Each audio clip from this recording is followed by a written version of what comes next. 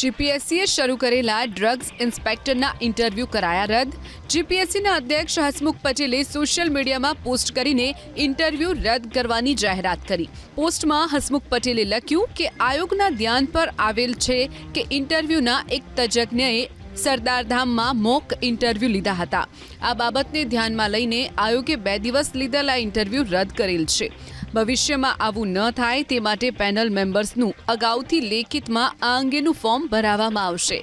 Interview ફરી લેવામાં આવશે, જેની તારીખ હવે જાહેર કરવામાં આવશે।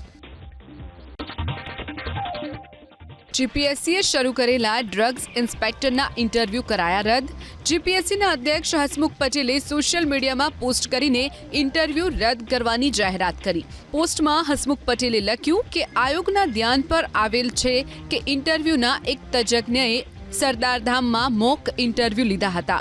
આ બાબતને ધ્યાનમાં લઈને આયોગે 2 દિવસ લીધેલા ઇન્ટરવ્યૂ રદ કરેલ છે। ભવિષ્યમાં આવું ન થાય તે માટે પેનલ મેમ્બર્સનું અગાઉથી લેખિતમાં આ અંગેનું ફોર્મ ભરાવવામાં આવશે। ઇન્ટરવ્યૂ ફરી લેવામાં આવશે, જેની તારીખ હવે જાહેર કરવામાં આવશે।